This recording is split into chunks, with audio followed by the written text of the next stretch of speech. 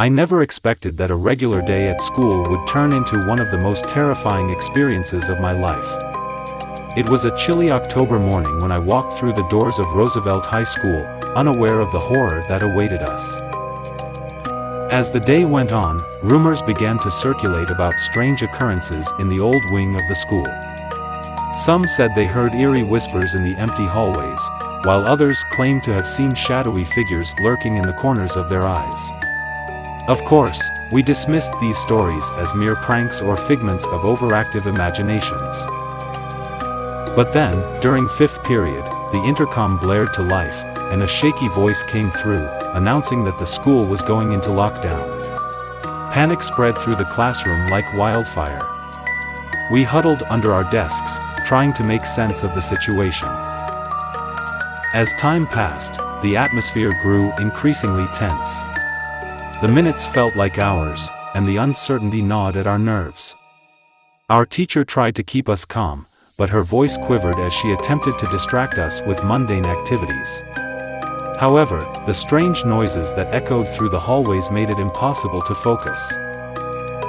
Suddenly, there was a loud crash from the hallway outside our classroom. The door shook, and we all gasped in terror.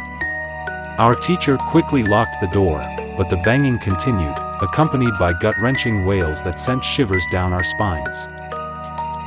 One brave student peered through the small window in the door and gasped, "There's someone out there." We gathered around the window, and to our horror, we saw a disheveled figure in tattered clothes, their face obscured by long, matted hair. The figure slammed against the door with unnatural strength, causing the wood to creak and splinter. Fear-stricken, we backed away from the door, unsure of what to do. The intercom crackled to life again, and the same eerie voice whispered, "Let me in." Our hearts pounded in our chests as we scrambled to the far corner of the room, hoping to stay out of sight. The wails outside grew louder, and we could feel an oppressive presence filling the air. The lights flickered, and the temperature in the room dropped drastically. As we huddled together, praying for help, a loud crash echoed from another part of the school. It was followed by the sound of footsteps, heavy and deliberate, coming closer and closer. The air grew thick with tension, and we could hardly breathe. Suddenly, the classroom door burst open, and the figure stood before us, their eyes hollow and filled with malevolence. We were paralyzed with fear, unable to move or speak. The figure took a step forward, and a piercing scream escaped my lips.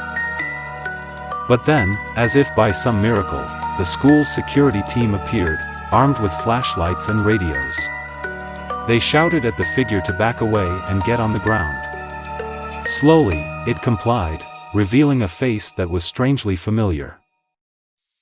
As it turns out, the figure was a former student who had disappeared several years ago under mysterious circumstances.